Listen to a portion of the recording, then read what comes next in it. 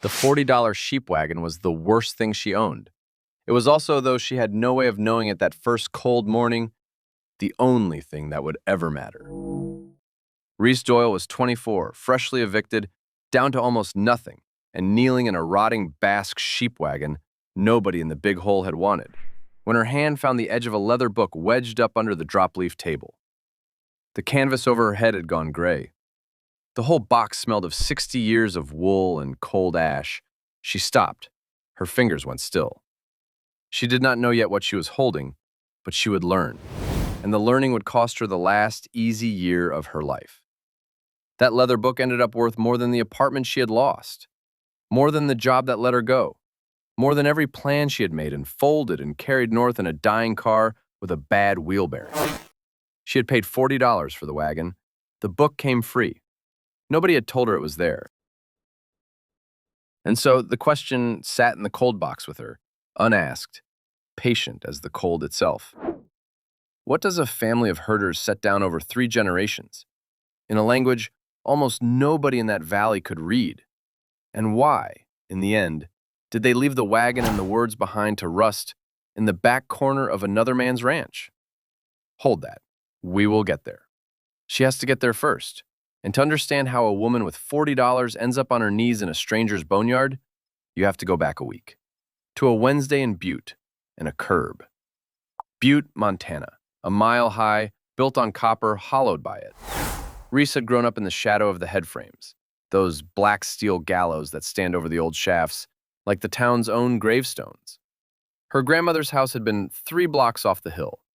Her mother's, when there was a mother's house, had moved around. Reese was a Butte girl the way granite is granite. She did not think much about it. It was just the ground she stood on. The job had been at a parts warehouse on the flat below town. Nothing to love. It paid the rent and left a little was enough when you did not expect much, and Reese had trained herself young not to expect much. Then the warehouse lost its biggest account, and the manager did the math, and the math did not include her. He told her on a Tuesday. She worked out the week. On Wednesday of the next week, the landlord's notice caught up with the paycheck that had stopped coming, and the two of them together put her boxes on the curb. That is the part people want to make dramatic. It was not dramatic.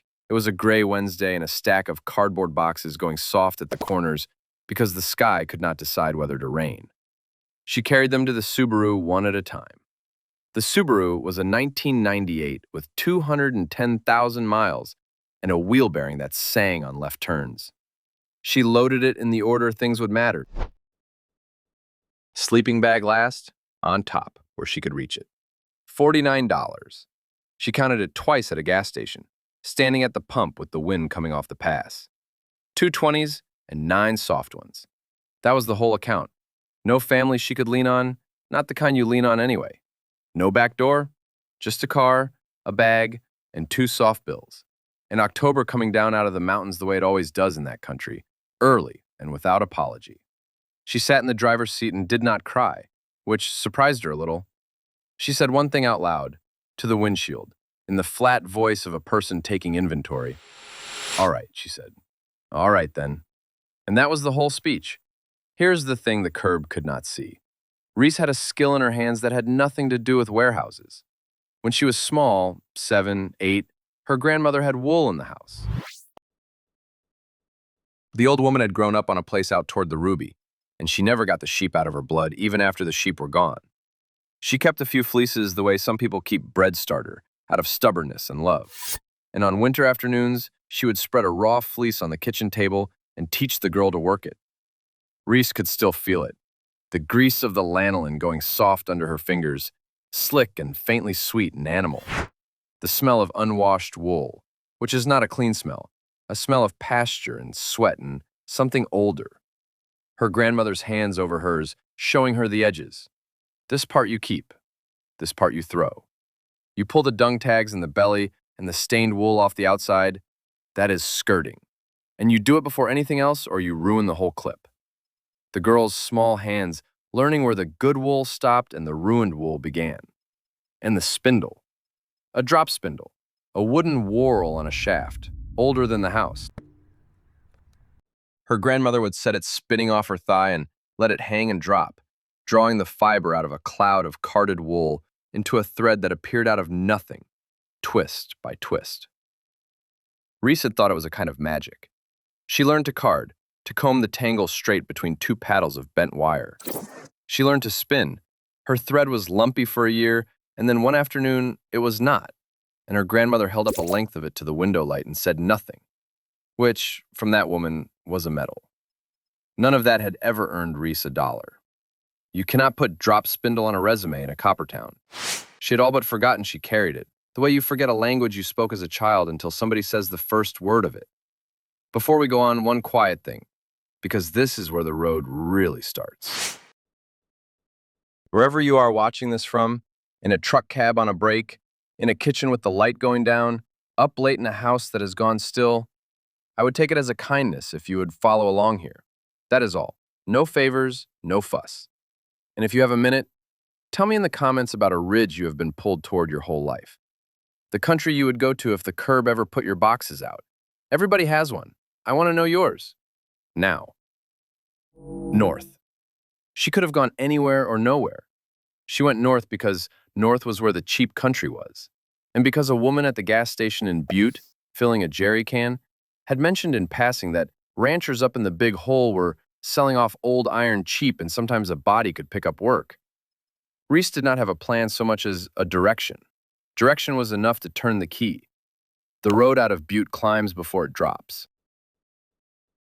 You go up and over on the highway toward the divide, and the town falls away behind in the mirror, the headframes going small and black, and then you come down the long grade toward the valley of the Big Hole, and the country opens the way a hand opens. It opened all at once. One minute she was in timber and cut banks, the wheel bearings singing on the curves. The next the trees fell back and the valley lay out ahead of her. 40 miles of hayfield and sky, flat as a floor and ringed with mountains, still holding snow in their high folds in October. The pioneers off to the east and the beaverheads walling the west. And the whole floor of it, that particular gold green of high hay meadow gone to seed, cut through by the slow black loops of the river, 6,300 feet up. Cold already, at midday, the kind of cold that comes up off wet ground and does not care that the sun is out. They call it the land of 10,000 haystacks. Reese did not know that yet. She just knew the light changed. She rolled the window down against her own better judgment, and the air came in smelling of cut hay and cold water and something mineral off the mountains. And she breathed it and something in her chest that had been clenched since the curb let go about a quarter turn. Not more. A quarter turn. She was not a woman who let go all at once. The Subaru ran hot on the last climb, and she watched the needle instead of the view for a mile. It settled. She let it settle. She did not talk to the car the way some people do. She just watched the gauge and drove. Wisdom sat where the map said it would. A handful of buildings at a crossroads with the river close by. A bar, a store, a church, and a cafe with a hand-lettered board out front that said, Sourdough Corner, in paint that had faded to the color of weak tea. She had $4 she was willing to spend and a hunger that had gone past hunger into a kind of ringing. She parked nose in and went in under a bell on a string. The woman behind the counter was past 60 and built like a fence post, gray hair scraped back, forearms a rancher's daughter earns and keeps. Faye Ostrander had run the Sourdough Corner for longer than some of her regulars had been alive. She looked at Reese the way country people look at a strange car. Not unkind, just reading it. The soft boxes visible through the Subaru's back glass, the sleeping bag on top. Coffee, Reese said, and whatever's cheapest that's hot. Faye poured the coffee without a word and set it down and let it sit there steaming while she looked a moment longer. Then she said, Passing through or looking? Looking, I guess, Reese said. For work, for cheap, for anything, honestly. Faye nodded slowly as if honesty had scored a point. She wiped the counter that did not need wiping. There's not much work in October, she said. Haying's done, everybody's shipping calves and nobody's hiring. She let that land because it was true, and Reese needed to hear a true thing. Then she added, in the same flat voice, the thing that changed everything. Old Dale Renshaw's out at Lark Creek selling off the old iron. Machinery, junk, whatever'll go. His outfit's too big for him now and his hands are gone. He might trade work for something. He's tight as bark on a tree, so don't expect wages. But he's straight. If he says a thing, that's the thing. Reese wrapped both hands around the coffee. Where's Lark Creek? Faye told her. South and east, back up a gravel road toward the foot of the Pioneers. A green gate, a lane, a mailbox with the name half gone. You'll smell the sheep before you see the house, Faye said. He's the last one out that way still runs any. Everybody else went to cows or went to town. She refilled the cup Reese had barely touched. He's got a dog older than you'd believe still trying to work. And he's got a boneyard back of the barn that'd make a magpie weep.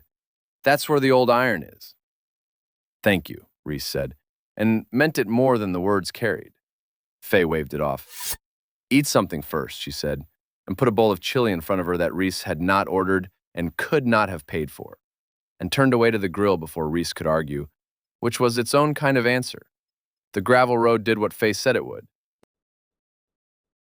It climbed a little off the valley floor toward the timber, following a creek that ran clear and cold and quick, and the hayfields gave way to rougher pasture, sagebrush and bunchgrass, and the gray bones of old fence.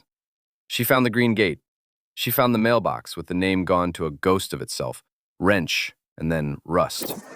And she smelled the sheep, exactly as promised, that thick lanolin and manure smell that hit some deep old switch in her from her grandmother's kitchen, before she ever saw a single animal. The lane ran back a half mile. The house at the end of it was small and square, and the color of nothing, paint worn to wood. But the porch was swept and the woodpile was squared off and split fine, and Reese, who had learned to read a place off its edges, understood that whoever lived here was old and alone and still holding the line. The dog came off the porch before the car stopped. A blue merle, Australian shepherd, gray and black marbled coat gone frosty at the muzzle, one eye clouded to milk. She did not bark much. She came wide and low and swung out around the Subaru in a slow arc, trying to head it, trying to turn it, working it toward the barn the way she had worked 10,000 sheep on legs that no longer quite believed her. 13 years old if she was a day, half blind and still certain the world was a flock that needed gathering. Sable. The voice came from the barn door. Leave the car be. The dog broke off, reluctant, and came to heel at the man's leg. Dale Renshaw stood in the doorway, wiping his hands on a rag, and he was old the way the fence posts were old, silvered and hard and set deep. 74 years, 3 generations of his people had run sheep in that valley, and he was the tail end of it, the last knot on the rope. He looked at Reese and at the Subaru, and at the boxes in the bag, and whatever the arithmetic was behind his eyes, he kept it to himself. Faye send you? He said. She said you might trade work. Faye talks. He said it without heat, the way you'd note the weather. He looked at her a while longer. Reese had learned not to fill silence, so she stood in it with him. Sable leaned against his leg and watched the car in case it tried anything. I'm selling iron, not hiring, Dale said finally. Haven't got wages. Won't pretend I do. He nodded back toward the barn and the rougher ground behind it. There's a boneyard back there, 60 years of stuff I outlived the use of. You want to look.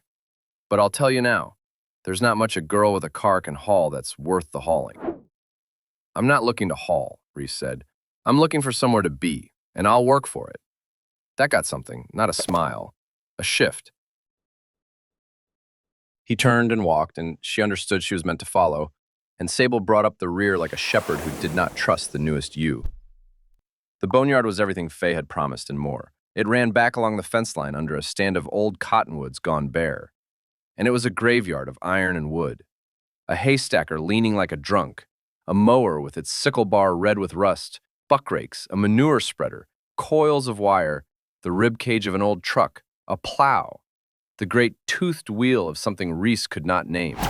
Everything the 20th century had asked a ranch to buy and then made obsolete, laid down here to weather back into the ground. And at the far end, in under the cottonwoods, a little apart from the rest, sat the wagon. She knew it was different before she knew what it was. It sat up on iron-rimmed wheels gone the deep brown of old rust, tall wheels, taller than a car's, and the body of it was a wooden box, maybe 6 feet wide and 10 or 11 long. with a curved roof of canvas stretched over boughs, and the canvas had rotted gray and slumped along one ridge where a bow had cracked. A little tin chimney stuck up crooked through the roof, a door at the back, a small window at the front. It looked like the covered wagons out of the school books, and it did not look like them at all, because it was smaller and stranger and built to be lived in, not to cross the plains. "What is it?" Reese asked, though something in her half knew. "Sheep wagon," Dale said. He stopped a few feet off from it and looked at it the way a man looks at a thing he has been not looking at for a long time. Basque wagon, herder's home. He'd live in that out on the mountain all summer with the band, him and a dog and a couple thousand head, and not see another soul for weeks. He was quiet a beat. People romance it now, put pictures of them on calendars. There wasn't much romance in it. It was a boy in a box on a mountain going half out of his mind with the quiet. They had a name for what it did to some of them. Sheep herder's madness. You don't put that on a calendar. Reese stepped closer. The door at the back hung on one hinge. Through it she could see dim the shapes of a life shrunk to fit a box, a bunk built across the back, a little cast-iron stove, a narrow table hinged to fold down out of the way, a drop leaf, and along the walls a row of iron hooks where a man would hang his shears and his lantern and whatever else a man carried into that much solitude. "How much?" she said. Dale did not answer right away. He was watching her look at it, and there was something careful in his watching, something she would not understand until much later. Then he named a test instead of a price. He nodded at the wagon and said, "You said you'd work. You know anything about sheep, or you just saying words?" "Some," Reese said. "My grandmother ran a few, before." "That's what everybody says." He crouched, slow, a hand on his knee, and picked a lock of dirty wool off a strand of the old fence wire where a passing ewe had left it. He held it up between two fingers. "You know how to skirt a fleece?" And there it was. The kitchen, the table, the lanolin going soft, her grandmother's hands over her hands. "This part you keep, this part you throw." "Yes," Reese said. "Not maybe. Not I think so. You pull the tags and the belly and the stained wool off the edges before you roll it. You skirt it before you do anything else, or you foul the whole clip." She reached out and took the lock of wool from his fingers and rolled it between her own, feeling the grease of it come up, and she said, without deciding to, "This is a breech lock, off the back leg. You'd throw this." Dale Renshaw looked at her for a long moment. Sable sat down in the frost-killed grass and leaned on him.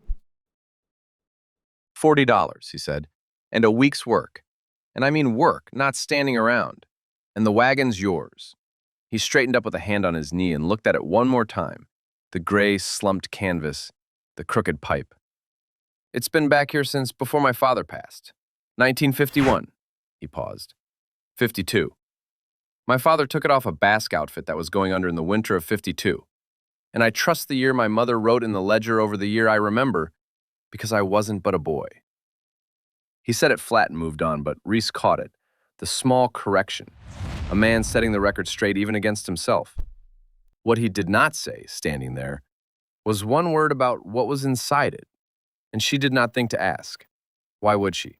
It was a box of a wagon, empty as an old shoe, $40 and a week of her hands. That was the whole deal, as she understood it. She had $40.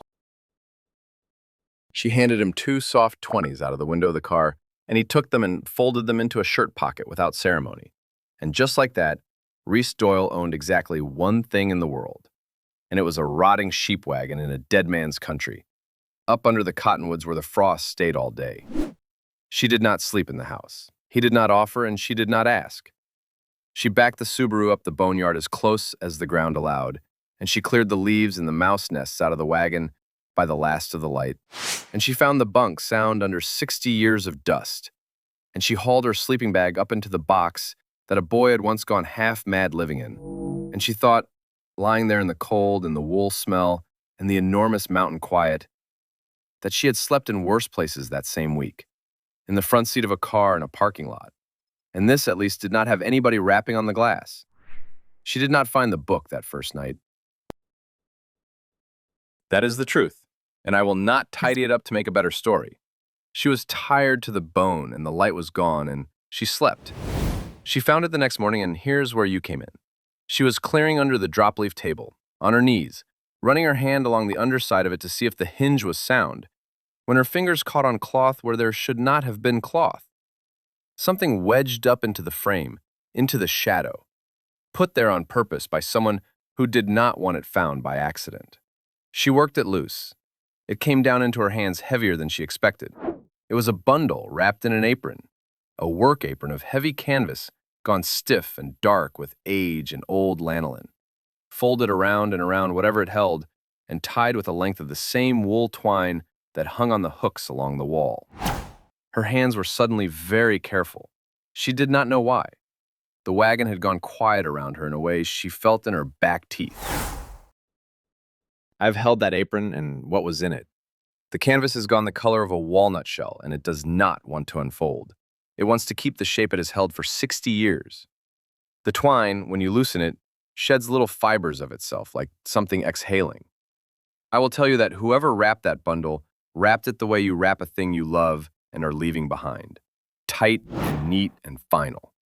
And then I will let Reese unwrap it, because she got there first, and she earned it. She untied the twine. She unfolded the stiff canvas, one heavy flap and then another, and the apron gave up its shape slowly, grudging. And inside it, dark against the pale old cloth, was a book, a leather book, small enough to fit a coat pocket, thick as 2 fingers, the leather gone soft as a glove and worn pale at the corners where a thumb had opened it 10,000 times. No title on it, nothing stamped. Just a leather cover and a leather thong wound twice around to hold it shut. And when she unwound the thong, the cover fell open in her hands as if it had been waiting to. The first thing she saw was that it was full to the last page, close written in pencil. And the pencil in places had gone silver, the way old graphite does, catching the morning light off the little window like frost. The second thing she saw was that she could not read a word of it. It was not English. It was not Spanish, which she'd have half known. The words were short and strange and knotted with letters doubled where English never doubled them. TZ and RR and X where no X belonged, a language that looked older than the paper it sat on. She turned a page, and the hand was the same. She turned another, and the hand changed. A different pressure, a different slant, a newer pencil. She turned back to the very front, to the flyleaf, and there, in the oldest hand of all, small and careful, was a name written 3 times down the page like a family carving itself into a tree. Bernat Zabaleta. Manex Zabaleta. Piaris Zabaleta. 3 names, 3 hands. Reese knelt on the floor of the wagon, with the cold coming up through the boards and the book open in her lap, and understood, the way you understand a thing all at once and in the body before the mind agrees, that she was holding something 3 men had kept, one after another, across years she could not count, in a language nobody had bothered to teach the valley that swallowed them. 3 men had lived in this box on the mountain. 3 men had written it all down. And then the writing stopped, and the wagon went to the boneyard, and the apron kept the book in the dark for 60 years, waiting for a woman with $40 in her grandmother's hands to come and pull it down. Whose hand wrote last? Why it stopped. What a family of herders sets down over 3 generations that they wrap in an apron and hide under a table and leave behind. She did not know. She sat there in the wool smell and the frostlight, holding it, and she did not know a single word. Morning came at Lark Creek before the sun cleared the pioneers, and it came cold. Reese was up in the dark with her breath hanging white in the wagon, pulling on every layer she owned. There was no easing into the day.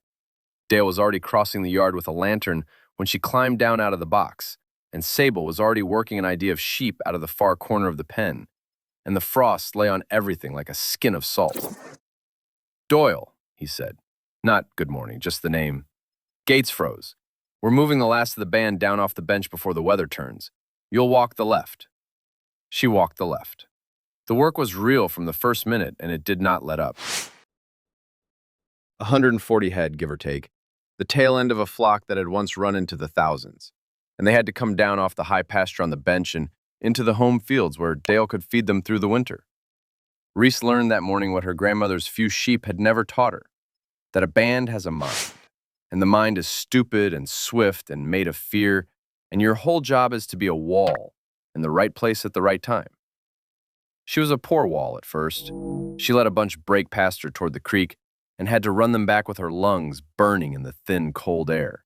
6,300 feet, where a flatlander's chest learns fast that it has been spoiled. Sable did the work Reese could not. The old dog, half her sight gone to milk, still knew the shape of a flock the way you know your own name in the dark. And she read the ground and read the band and cast out wide and low and turned them again and again on legs that trembled after. Dale watched the dog more than the sheep. "She's got maybe one more fall in her," he said once, low, not really to Reese.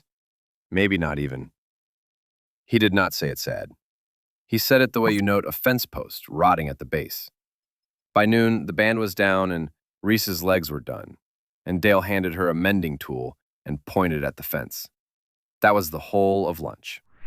She learned the draw knife that afternoon, on a cracked rail, Dale showing her once with his hands and then walking off to let her ruin a few before she got it. Pull toward you, not away. Let the blade find the grain and follow it. Her palms blistered and the blisters broke, and she wrapped them in a strip off an old shirt and kept pulling. There is a particular tiredness that comes from work you have never done, a tiredness that goes past the muscles into some deeper account. And Reese spent it freely because it was the only currency she had left that the week would take. The wagon she worked on at the edges of the day in the last light when Dale had gone in. The canvas top had a bow cracked clean through near the front, one of the bent wooden ribs that held the whole roof in its curve. And where it had cracked, the canvas sagged and let the weather pool. She found she could not fix the bow yet, not without steaming a new one to shape, and she did not know how, so she braced it with a splint of lath and wire the way you'd splint a leg you meant to set properly later. She tightened the canvas where the grommet still held. She swept the mouse nests out of the little stove and found the firebox sound and the chimney only wanting a new elbow of pipe. Small victories in a box a boy had gone mad in. She kept working, and through all of it, in the deep pocket of her coat, wrapped back in its stiff apron, she carried the book. She could not read it. That was the plain fact that sat under everything. She would take it out at night by lantern light and turn the pages and run her thumb down the strange, knotted words, the T's and the and the X. 3 hands writing across years she could not measure, and it told her nothing, and it told her everything, which is the particular cruelty of a locked thing. On the 3rd day she asked Faye, at the cafe, over coffee she let go cold, "Who around here reads Basque?" Faye laughed, not unkind. "Reads it? Honey, nobody around here speaks it anymore. The old herders are gone. There were boarding houses full of them once, down in Boise mostly, but that world's about closed up." She thought a while, wiping the counter. "You might ask Dale. His people go back with the Basque outfits. He might know a word or two." She looked at Reese sidelong. "Where'd you come by Basque to read?" "Found it," Reese said, and did not say more. And Faye, who had run a cafe for 40 years, knew when a thing was not hers to open. The week was nearly out. That was the ticking thing. 4 days gone, 3 left, and after that, the deal was done and the door of it closed behind her. And she would have a rotting wagon and a book she could not read, and something like $9 to a name, with the first real snow already dusting the high peaks white each night and creeping down. It was Audie who put the number in her head. Audie Vance ran a wool and feed store in Wisdom, a low building smelling of grain dust and lanolin and the particular sweetness of alfalfa. And Reese went in to price a length of stovepipe she could not really afford. Audie was 69, a wool man of the old kind, one of the last in that country who still bought a clip by hand and graded it by eye and feel. He got to talking, the way lonely tradesmen do, and Reese, without quite meaning to, mentioned the book, the 3 hands, the name. Audie put down what he was holding. "Zabaleta," he said. "You've got a Zabaleta diary." "You knew them?" "Knew of. Everybody out here knew of." He came around the counter. "You know what a thing like that's worth? To the right person?" He named a figure. It was not a fortune. But to a woman with $9, standing in a feed store in October with winter coming, It landed like a fortune. "There's a Basque museum down in Boise," Adi said. "Collectors, scholars. A diary in 3 generations of herders' hands, in the old language, whole and unbroken." That was a rare thing. Rarer every year. People paid for the past when there was little enough of it left. He could make a call, he said. He knew a man. Reese held the length of stovepipe and did not answer. Here is what happened in her, and I will not dress it up, because dressing it up would be a lie against her. She thought about it.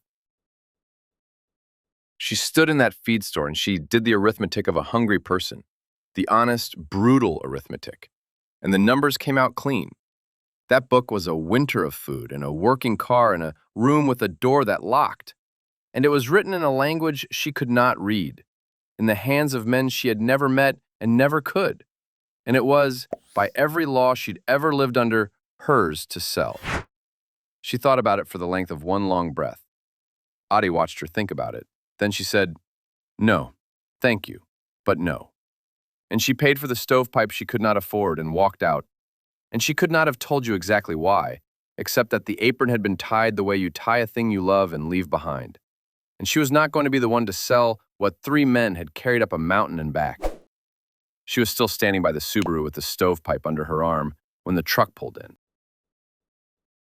It was a good truck, newer than anything else in Wisdom, and the man who got out of it was thick through the shoulders and gray and moved like a man who owned things.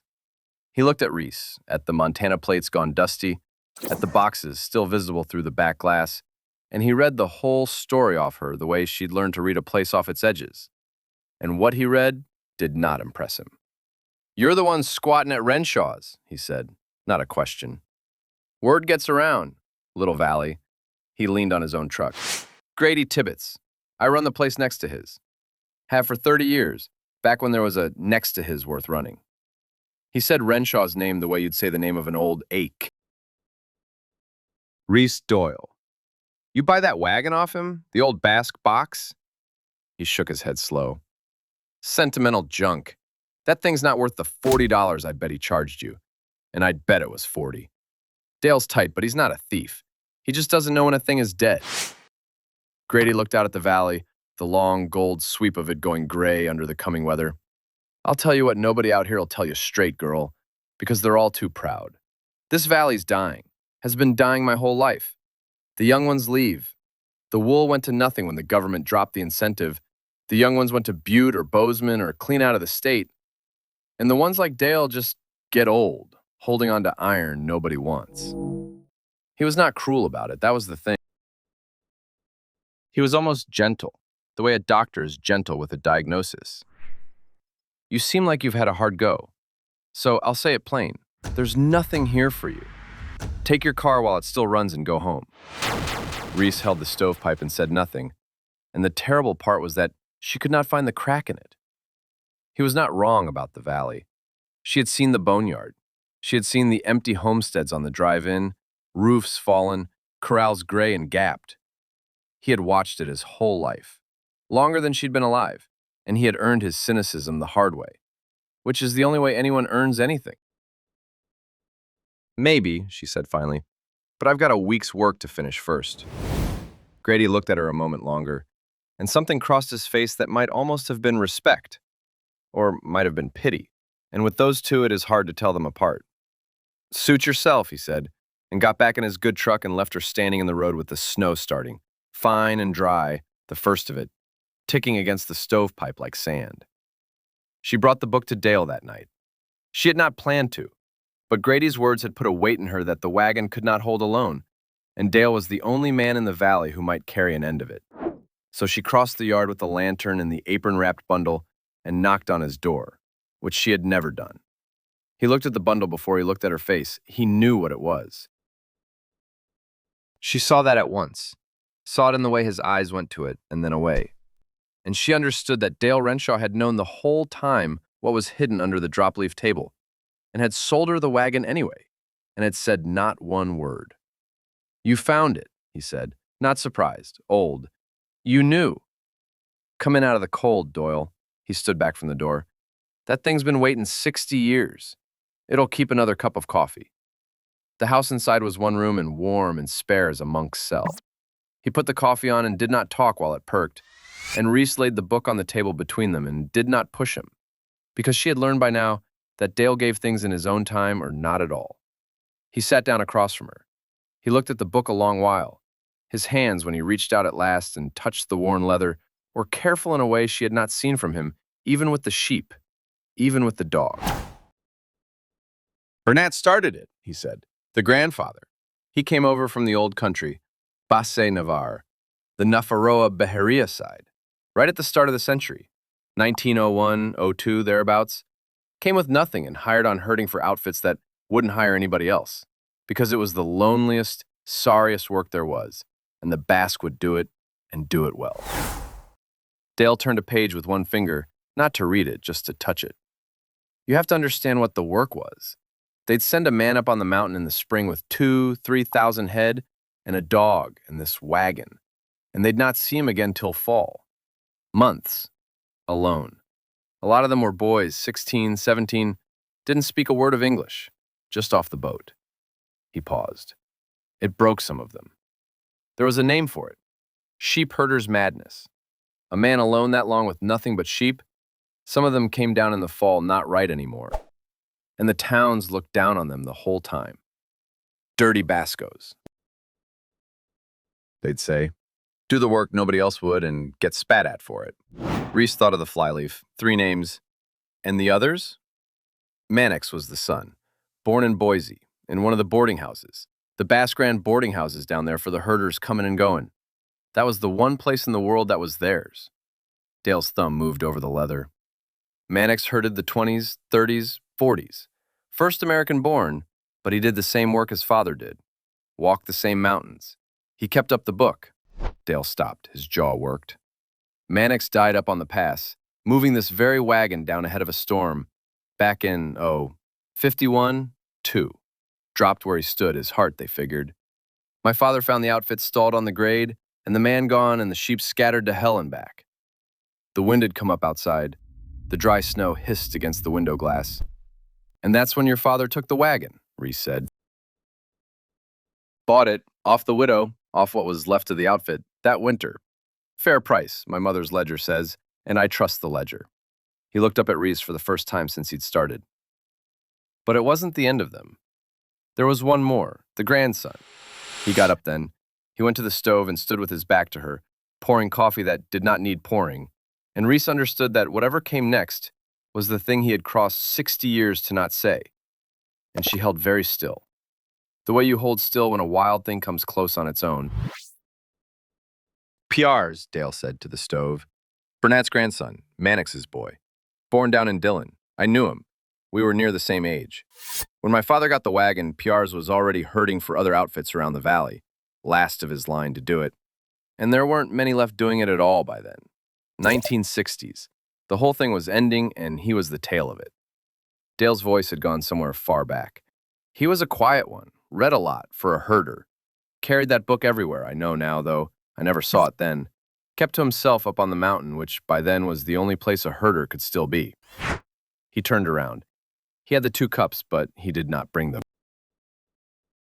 Summer of 65, they had him up on the Skinner Meadows allotment. High country, up under the peaks, good grass, bad weather.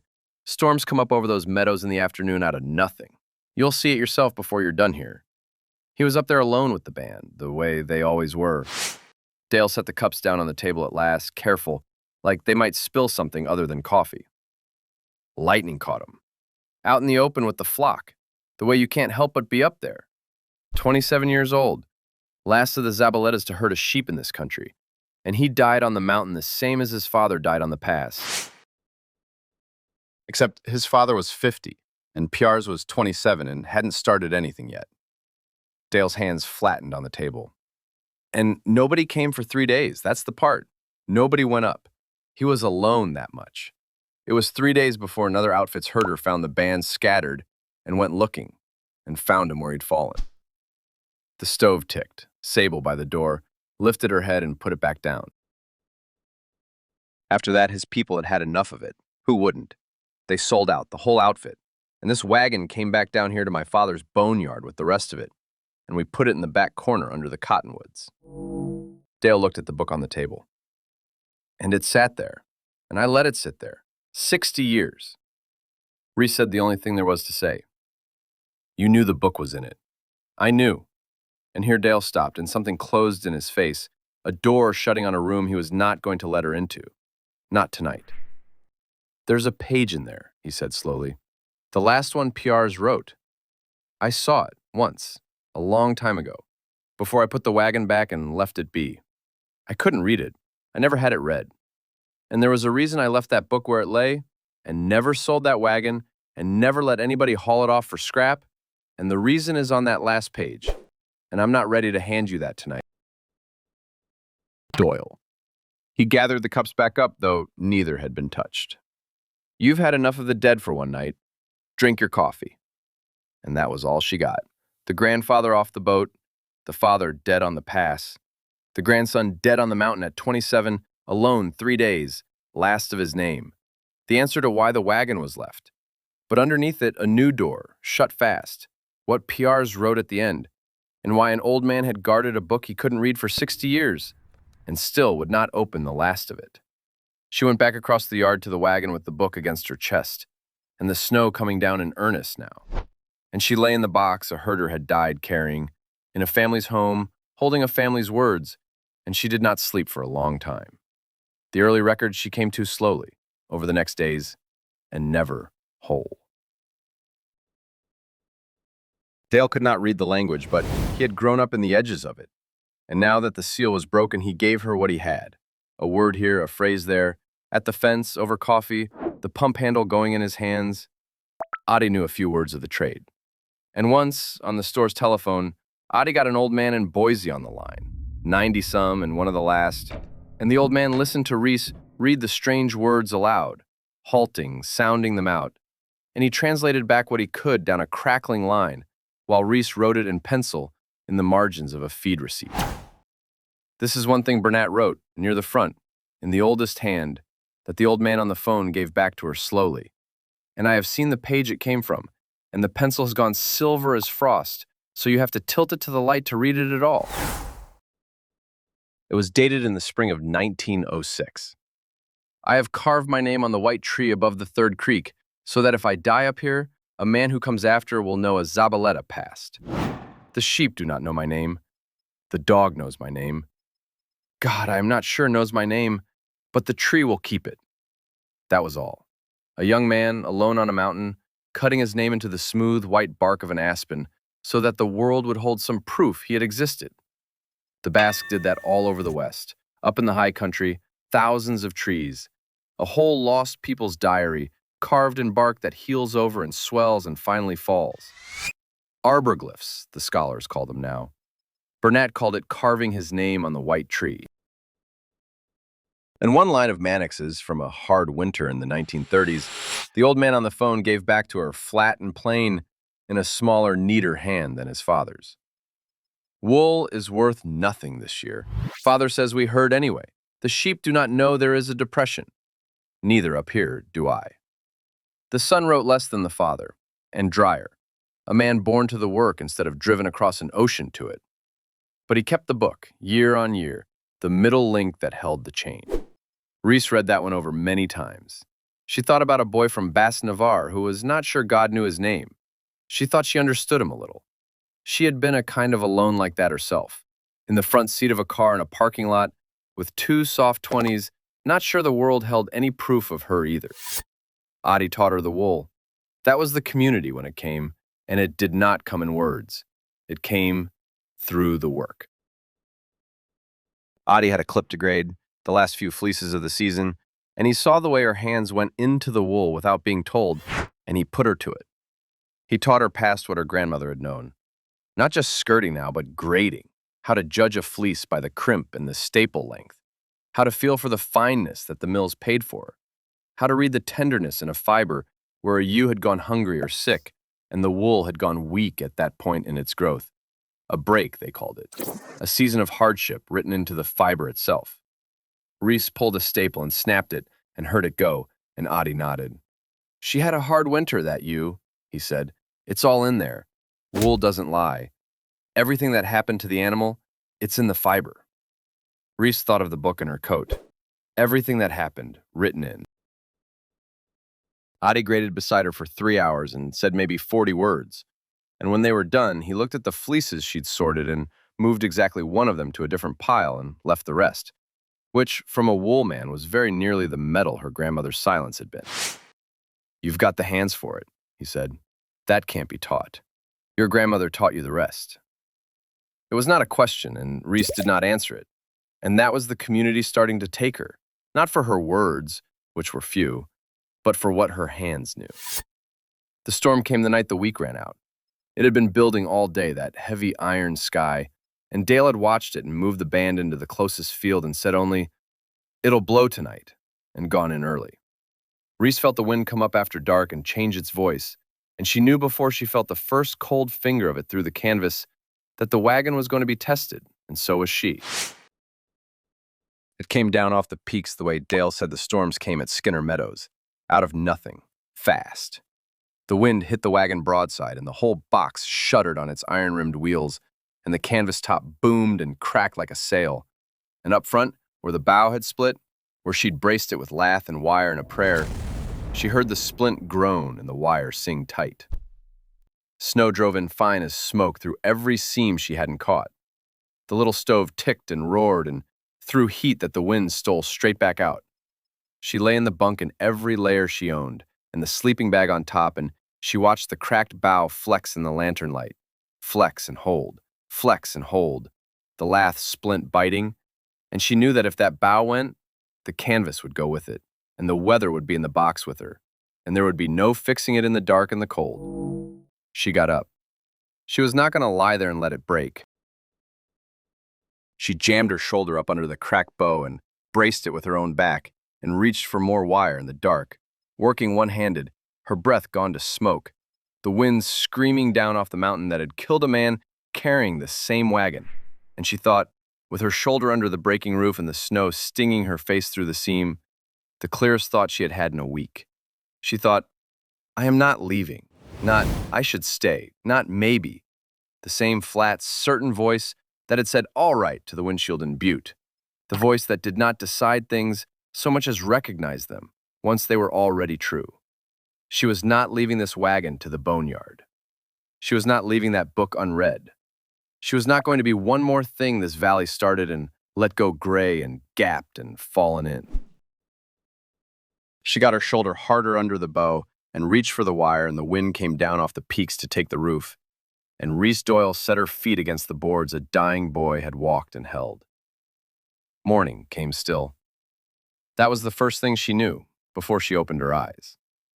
The wind had gone out of the world in the night, and the wagon was not shaking, and the silence had that thick, padded quality that only deep new snow can lay over a place. Reese lay in the bunk, with her breath a slow feather of white above her, and she did not move for a while. She just listened to nothing. Up front, where the cracked bow had flexed and groaned all night against her lath and wire, there was no sound at all. She turned her head. It had held. The splint had bitten, the wire had sung tight and stayed tight, and the roof was still a roof, and the snow that had driven in through the seams lay in fine white ridges along the sill, like flour spilled from a bag. She got up and put her hand flat against the cracked bow. Cold wood. Whole enough. She had held a mountain off a roof with her shoulder and a spool of wire, and it had been enough. She built up the little stove, and the firebox caught and threw its small, stubborn heat, and she sat in the doorway of the wagon with a tin cup and watched the sun come up red over the pioneers on a valley gone entirely white. 6,300 feet of it, silent, smoking with cold, and she did not feel triumphant. She felt like a woman who had a great deal of work to do, and now, at least, a roof to do it under. The winter went into the wagon, piece by piece, the way you eat a mountain, one bite. She could not leave the cracked bow splinted forever, and Dale, when she asked, told her how it was done, and then made her do it. You cut a green length of the right wood, ash if you had it, willow at a pinch, and you built a steam box, which, in their case, was a length of stovepipe capped at one end and a kettle, and you steamed the wood an hour to the inch of its thickness, until the fibers went soft and bittable. and then you bent it fast over a form before it cooled and set and remembered its old straight shape. Reese cracked two before she got the third. The steam scalded her wrists and the wood fought her and split along the grain, and she swore in the cold and started over. The third one bent. She lashed it to the form and left it a week to dry into its new curve. And when she pulled it off, it held the arc of the roof as if it had been born to it. And she fitted it up under the canvas in place of the broken one, and stood back and looked at it. And it was, she thought, the first thing she had built whole with her own hands in her whole life. She retensioned the canvas over the new bow. She patched the rotted panel at the front with a piece of duck she bought off Adi, sewn on with a curved needle and wax thread, the stitches ugly and strong. She set a new elbow of pipe in the chimney so the smoke drew clean and stopped backing into the box. She caulked the seams of the wooden body with oakum and tar against the wind, working it into the cracks with a putty knife on days too cold to do anything outside, her fingers going stiff and black. By February, the wagon held heat. A boy had gone half mad in this box 100 years back, and men had died carrying it, and Reese Doyle made it warm. Dale watched her work and mostly said little, which she had come to understand was Dale saying a great deal. Once in January, he came out to the boneyard in the blue cold and stood looking at the new bow up under the canvas, and he said, "My father couldn't have done that neater," and went back in. That was the whole of it. She stood in the snow a while after he'd gone, warmer than the weather. She stayed the winter at Lark Creek. There was no grand arrangement. She worked, and Dale fed her, and the wagon was hers, and money stayed thin as it had always been. $9 becoming a little more some weeks and a little less others. Never enough to call safe. This was not a story where money fell out of the sky. She was poor all winter. She was just poor with a roof and work and a book. It was March before Dale gave her the last page.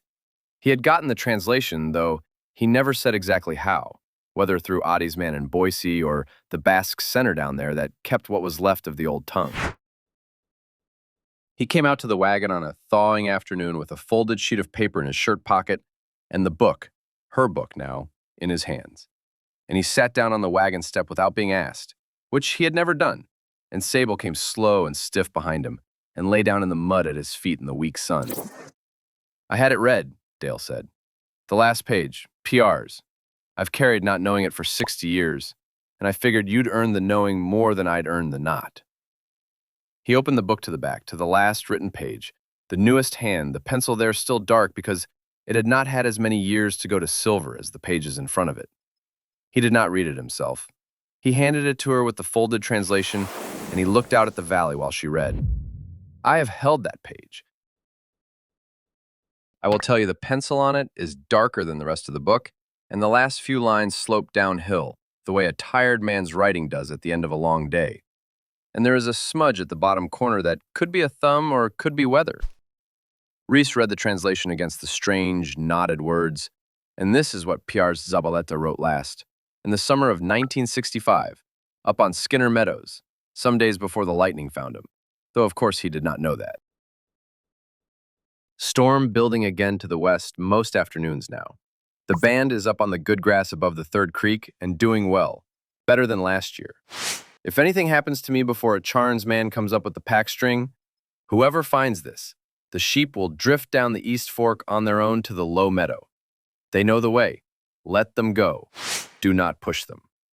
My grandfather Bernat carved his name on the white tree above the third creek in the old time. It is still there, grown over, but there. I found it this summer. I have put my hand on it. That is enough. Take the wagon down before the snow. That was all. No fear in it. No pity for himself. A herder thinking about his sheep and about a name cut in a tree 60 years before by an old man off the boat, and one practical instruction. Take the wagon down before the snow. He had not gotten to do it. He had died on the good grass above the third creek, and the wagon had stayed up on the mountain until fall, and then come down at last to a boneyard.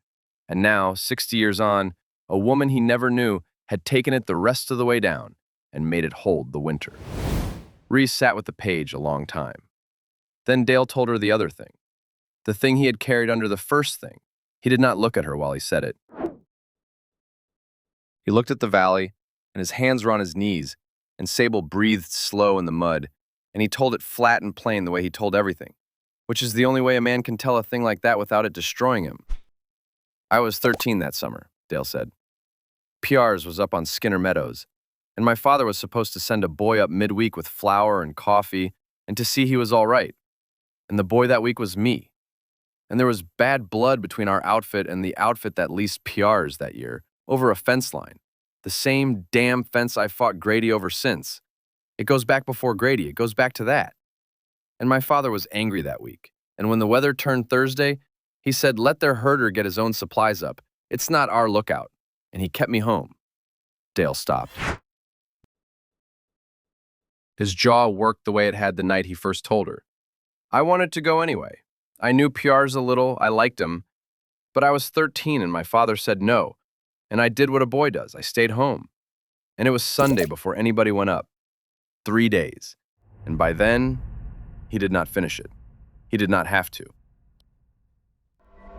If I'd gone up Thursday like I was meant to, he said, I don't know that it would have changed the lightning, probably not.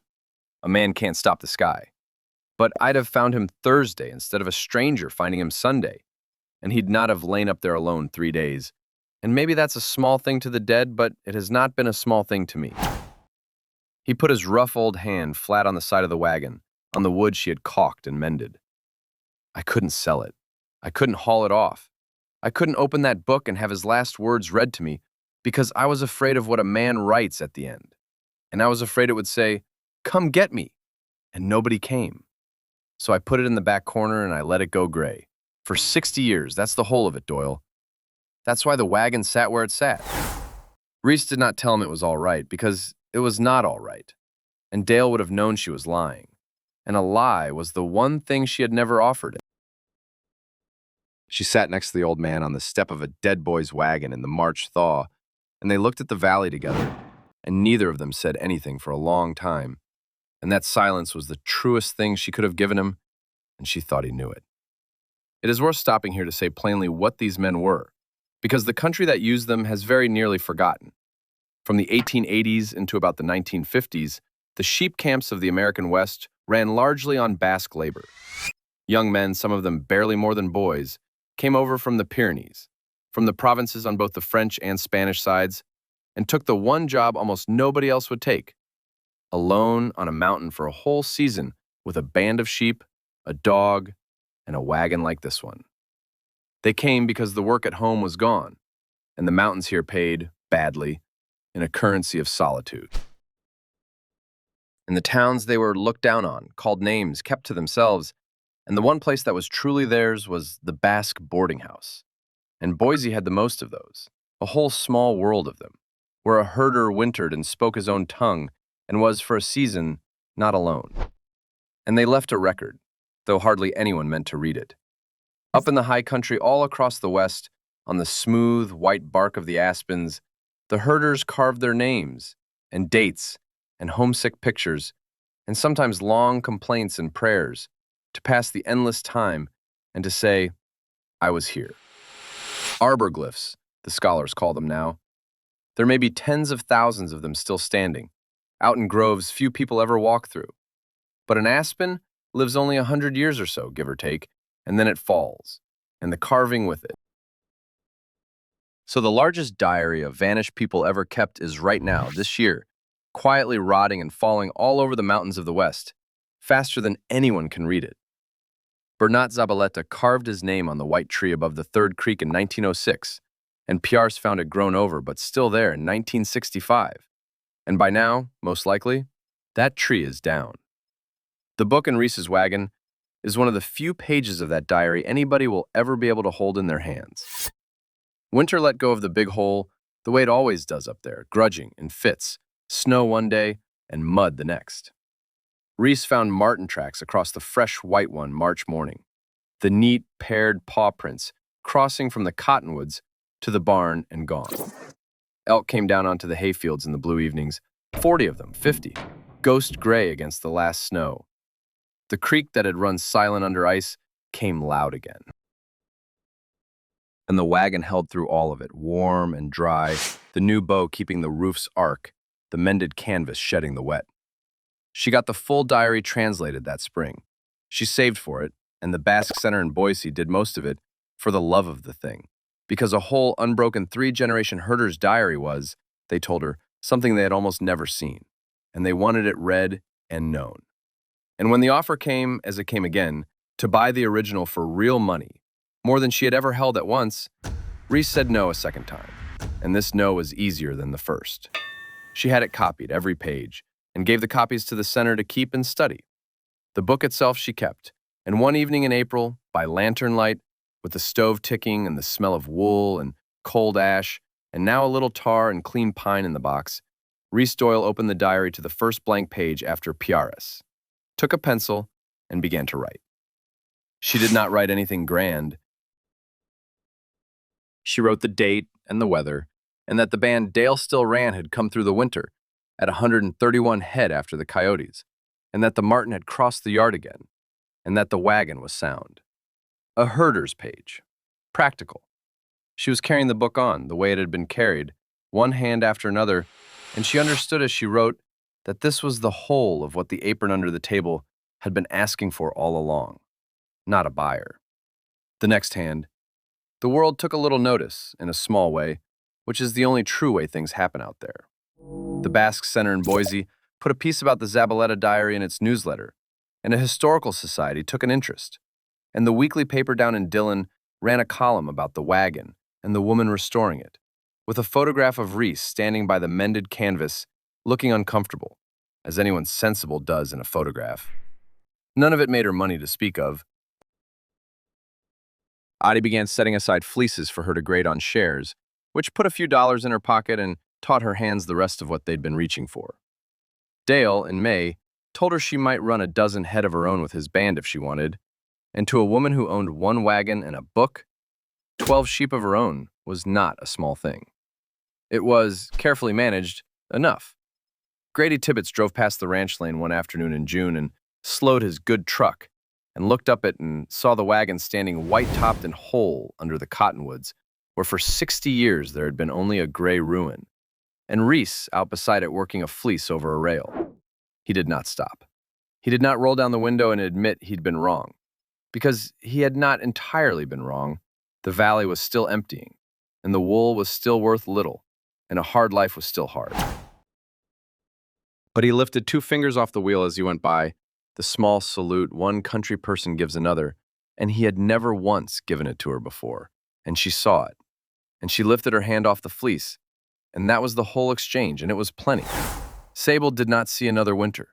The old dog went down slow through the summer, her back legs failing, the milk spreading across both eyes now, and one August morning she did not get up from her place by the stove in Dale's house, and Dale buried her at the top of the home field, where she could have overlooked the band if she'd still had the eyes for it. He did not make much of it. He came out to the boneyard after and stood by the wagon a while and said, "She was a good dog," and Reese said, "She was," and that was the funeral. But she noticed that Dale came out to the wagon more often after that, in the evenings, to sit on the step and look at the valley, and she always made room, and neither of them said why. In the wagon on the little shelf Reese had built above the drop-leaf table, 2 books stand side by side. One is the leather diary with 3 men's hands in it, and now a 4th, the old pencil gone silver on the early pages, dark still on the last. The other is a cheap paper notebook she bought at the store in Wisdom. Her own, started fresh, the everyday record of a woman learning to keep sheep in a high, cold valley. The box still smells of wool and cold ash, the way it did the morning her hand first found the book's edge under the table. Some evenings she puts her palm flat on the wagon's wooden side the way Dale does, the way you touch the flank of an animal to let it know you're there. And she feels the cold and the grain of it, and the 60 years and the 100, and then she goes in and lights the stove. I have held the diary, and I have stood in the wagon, and I will tell you the thing that stays with me is not the dying, though there is a lot of dying in it. It is that a book gets carried only as far as the next pair of hands willing to carry it, and no farther, and that this is true of nearly everything that matters, and we mostly forget it. The Basque cut their names into the white trees so the world would hold some proof they had passed, and the trees are falling now, all of them, everywhere, and most of those names are going back into the ground unread. But some few pages get found, some get held, some get carried on, some wagons go to the boneyard and stay. This one went and waited and got taken back down the mountain at last, 60 years late, by somebody who had nothing but the right pair of hands.